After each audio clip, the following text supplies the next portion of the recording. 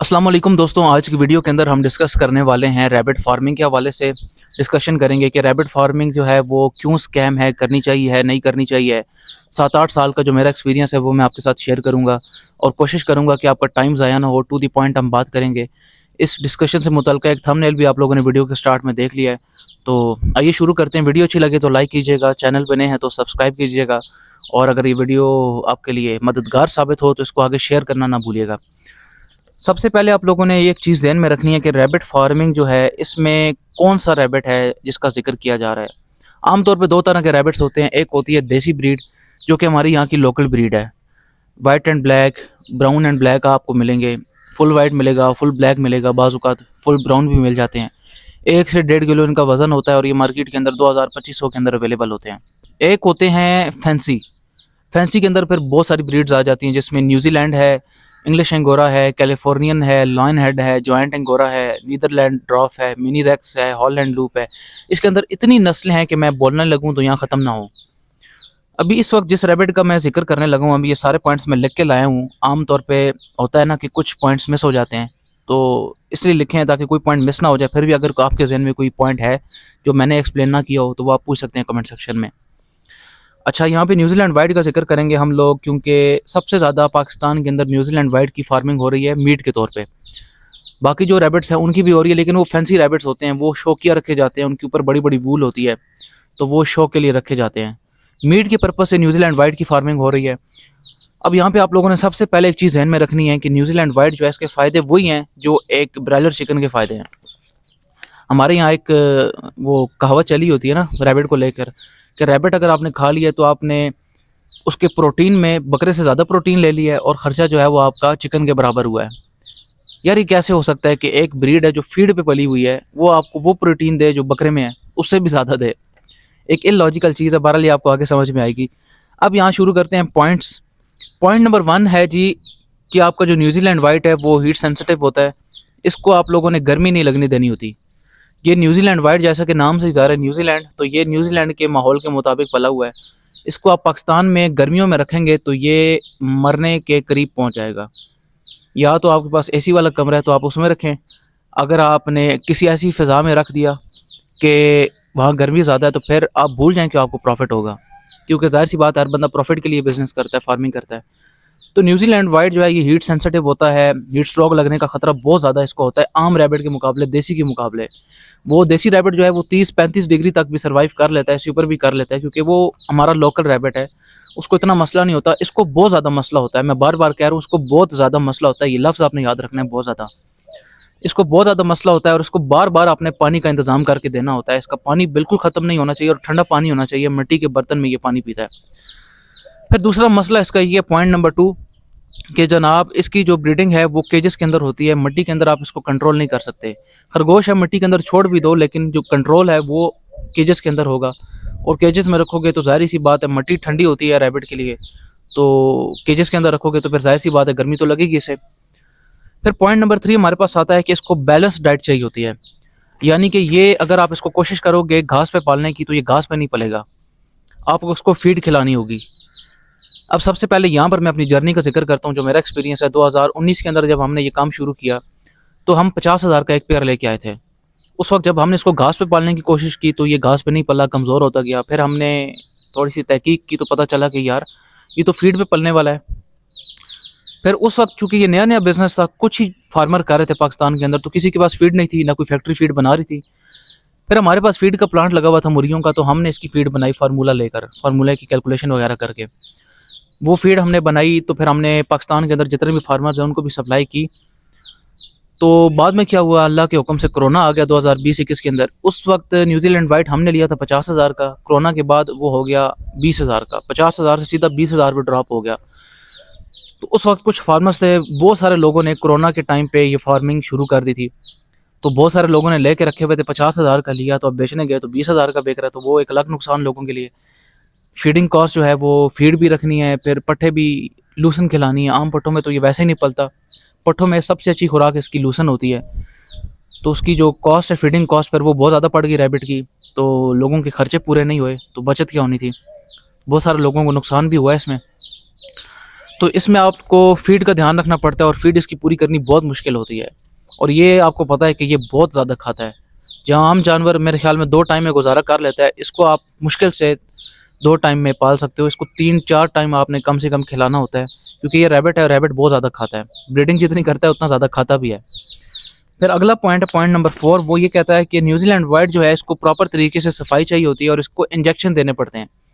जैसे ब्रायलर मुर्गी को आपने इंजेक्शन देने हैं, वैक्सीनेशन करनी है, बिल्कुल यही चीज़ इसके साथ होती है। अब यहाँ पर एक वीडियो क्लिप मैं अटैच करूँ, इसका ज़रा गौर से देखिएगा। ये रैबिट आपको कितना कमज़ोर लग रहा है। आपको लग रहा होगा शायद इसको 1 टाइम भी खाना नहीं मिलता होगा, ऐसा नहीं है। इसको 3 टाइम खाना भी दिया गया, इसको लूसन खिलाई गई है। इसको क्या नहीं खिलाया गया वो है फीड, इसको क्या नहीं दिया गया वो है इंजेक्शन। अगर आप इसके प्रॉपर तरीके से इंजेक्शन नहीं दोगे, इसको प्रॉपर तरीके से फीड नहीं खिलाओगे, तो फिर इसका यही हाल होगा। इसको आपने सफाई का प्रॉपर माहौल देना होता है, सफाई का ख्याल रखना होता है, इंजेक्शन आप लोगों ने इसे देने होते हैं। ये नहीं है कि शुरू में इसकी वैक्सीनेशन करनी होती है, बाज़ों का ज़रूरत नहीं भी पड़ती, लेकिन ज़्यादातर इसको ज़रूरत पड़ती है। और इसके कुछ ऐसे वायरसेस होते हैं जो अगर इसको लग जाए तो फिर वो बाकी खरगोशों को भी लगने के खतरे होते हैं। और फिर अब ये ब्रायलर मुर्गी तो है नहीं, ये तो खरगोश है। ये ऐसे तो नहीं भी ये 200 रुपये की है, ये अब तो खैर इसका रेट 7,000 रुपया चल रहा है बेचने जाओगे। अगर आपके पास अपनी मार्केट है तो आपका अच्छा रेट लग जाएगा, अगर फार्मर्स को बेचोगे तो फिर आपको रेट कम मिलेगा। तो ये इसका मसला है कि ये गंद बहुत मचाता है, तो आपने इसको सफाई करके देनी होती है। हर रोज़ इसकी सफाई करनी है, पानी इसका साफ़ सुथरा होना चाहिए, बर्तन इसके साफ़ सुथरे होने चाहिए, खाना इसका साफ़ होना चाहिए। ये जो मेंगने करता है, पेशाब करता है, वो आपने डेली बेसिस पे इसकी सफाई करनी है, इसको गंदा नहीं होने देना आप लोगों ने। और इसलिए इसको केजेस में रखा जाता है ताकि ये साफ़ सफाई रहे। और केजेस जो है वो मैं आपको अपनी स्टार्टिंग वीडियोस में दिखा चुका हूँ, अगर किसी ने देखे हो कि वो किस तरह के केजेस होते हैं। उससे क्या होता है कि कचरा इसका सारा नीचे गिर जाता है, रैबिट साफ़ सुथरा रहता है। लेकिन यार मेहनत बहुत है उस पर। पॉइंट नंबर 5 क्या कहता है, सबसे बड़ा मसला हमारे मुल्क के अंदर ये है, क्योंकि हम मुसलमान हैं, तो हमारे मुल्क के अंदर 50 से 60% लोग ऐसे हैं जो इसको हलाल ही नहीं समझते। अब एक चीज़ 50 से 60% आपकी मार्केट से ही आउट हो गई है, तो 50% 60% मार्केट तो आपकी ख़त्म हो गई। 40% आपके पाकिस्तान के अंदर मार्केट रह गई है जो मीट के तौर पे, क्योंकि न्यूजीलैंड वाइट की फार्मिंग ही मीट की वजह से हो रही है। तो जब 60% मार्केट ही आपके हाथ से निकल गई तो फिर आपको क्या प्रॉफिट होगा, आप खुद अंदाज़ा लगा लें। जो 40% मार्केट रह गई है जो इसको हलाल समझते हैं, उसमें से भी आप अंदाज़ा समझ लें तकरीबन 10-20% लोग ऐसे हैं जो इसको खाते ही नहीं हैं हलाल समझने के बावजूद। हम भी हलाल समझते थे लेकिन आज तक हमने इसे खाया नहीं है। तो आप खुद अंदाज़ा लगा लें, 20% मार्केट है पूरे पाकिस्तान में 100% में से आपके पास, तो क्या ही प्रॉफिट आपको होगा, क्या ही मार्केट इसकी बनेगी। तो आपको क्या बिजनेस प्लान मैं दूं फिर इसका।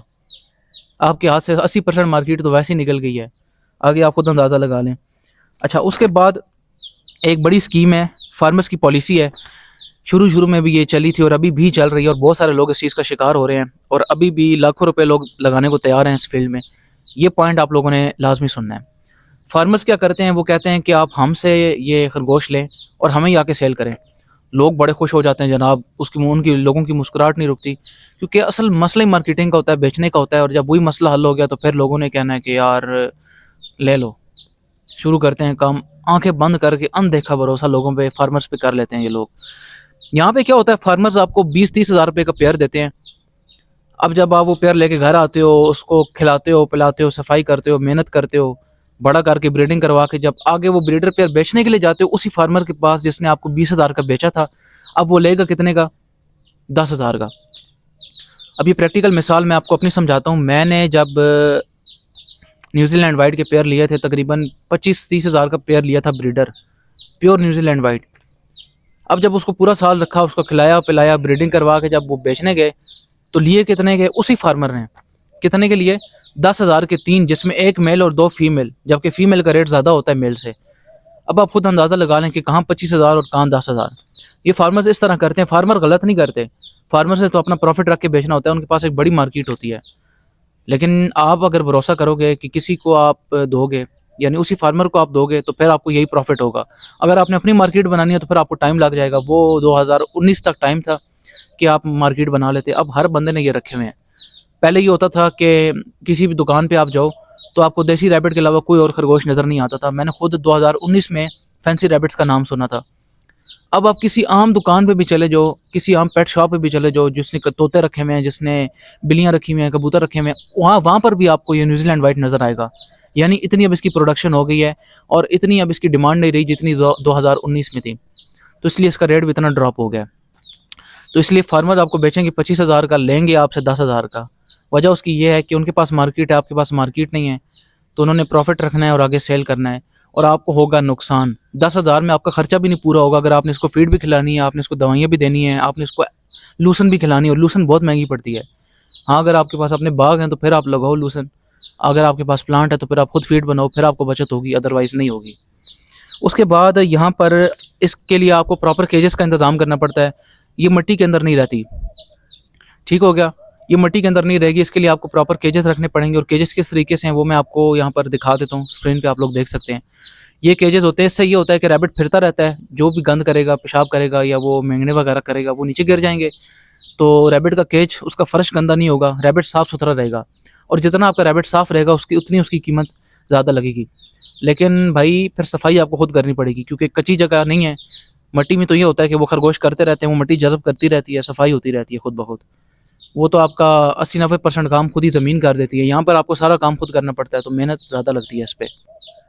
अब भाई यहाँ पर एक लोगों ने फार्मूला, एक लाइन रटी हुई है कि जितना बड़ा रैबिट का साइज़ होगा उतनी ज़्यादा उनकी मार्केट अच्छी होगी, उतना ज़्यादा गोश्त अच्छा होगा, उतना ज़्यादा प्रॉफिट होगा। लेकिन वो ये पॉइंट्स मिस कर जाते हैं। पॉइंट्स क्या हैं जी? उसको खिलाने की कॉस्ट बहुत ज़्यादा पड़ जाती है आपको। उसके बाद गर्मियों में अगर आप लोगों ने इसका ध्यान नहीं रखा तो फिर सारे के सारे मरने के चांसेस होते हैं। अचानक ये मर जाता है, आपको पता भी नहीं चलता। एक दिन सुबह ठीक होगा, दोपहर को आप आओगे मरा पड़ा हुआ होगा। 70 रैबिट यहाँ न्यूजीलैंड मैंने यहाँ पे मरते हुए देखा है अपने सेटअप के अंदर, जो मेरा सेटअप है जो आप व्लॉग्स में देखते हो। 70 रैबिट, 60 से 70 रैबिट मैंने पिछले साल मरते हुए देखा है गर्मियों में। यही वजह थी जो मैंने आपको सारा एक्सपीरियंस अपना शेयर किया। इसी को इम्प्लीमेंट ना करने से मेरे रैबिट मरे हैं। फिर उसके बाद दवाइयों के खर्चे यार इसके बहुत ज़्यादा होते हैं, ठीक है। कभी इसको कोई वायरस लगा हुआ है, कभी कोई वायरस लगा हुआ है, अजीब अजीब से यार इसके मसले होते हैं। गंदा किस्म का यार इसका होता है बीमारी का सिलसिला। भाई मसला ये है कि मैंने तो आपको रोक दिया रैबिट फार्मिंग करने से। अब क्या ऐसा सजेशन दूं कि आप करो? अगर आपके पास 2-3 लाख रुपए हैं तो भाई सच्ची बात बताऊं, अच्छा मशवरा दूं तो आप बकरियों का काम करो। आज आप बकरी लोगे 70,000 रुपये की, कल आप बेचने जाओगे लाख रुपए की बिकेगी। दूसरी तरफ इसको आज आप लेते हो 20,000 का, बेचने जाओगे 10,000 का बिकेगा। नुकसान ही नुकसान है ना। खरगोश भी पट्टे खाता है, ये भी आपके पट्टे खाएगी। खरगोश फीड खाता है, ये फीड नहीं खाएगी, डबल बचत हो जाएगी। फिर उसके बाद बकरियां भी मेंगने करती है, खरगोश भी मेंगने करता है, लेकिन सफाई दोनों की करनी है, तो फ़ायदा आपको किससे हो रहा है? बकरी से। दूध भी देगी। फिर उसके बाद बकरी पूरे तरीके से हलाल है, इसमें कोई डाउट नहीं है। खरगोश हलाल है या नहीं ये चांस होता है आपका। 80% मार्केट तो आपकी वैसे ही निकल गई। बीमार होगा तो आप सोचते रहोगे यार मैं खाऊं ना खाऊं, इतने में वो मर जाएगा। बकरी आप थोड़ी सी बीमार होती गई, आपको पता है हलाल है, ज़िबा करके खा लो, फ़ायदे ही फ़ायदे। अब 3 लाख रुपया नहीं है भाई, आप चाहते हो फिर भी शौक के लिए खरगोश रखने हैं और आप चाहते हो कि फ़ायदा भी हो और शौक भी पूरा हो, तो फिर आप देसी रैबिट रखो। क्योंकि देसी रैबिट हमारे माहौल के मुताबिक ही वो पला होता है। वो गर्मी भी बर्दाश्त कर लेता है, वो ज़मीन के अंदर खुदाई कर लेता है, वो खुद ही फलता फूलता रहता है, वो आम घास मटर के छिलके तक वो खा लेता है। इससे आप अंदाज़ा लगा लो कि कितना फ़ायदेमंद है। उम्मीद है कि ये वीडियो आपको अच्छी लगी होगी, आपके लिए थोड़ी सी मददगार साबित हुई होगी। इसको वीडियो को अच्छी लगी आपको तो इसको आगे शेयर कर सकते हो, लाइक करो, फॉलो करो। मिलते हैं बहुत जल्द एक अच्छी सी वीडियो के साथ। हाँ, अगर कोई पॉइंट रह गया, मिस हो गया, तो वो आप नीचे कमेंट सेक्शन में पूछ सकते हो। कमेंट सेक्शन ओपन है ऑलवेज। मुझे दें इजाज़त, अपना बहुत सारा ख्याल रखिएगा। अल्लाह हाफ़िज़।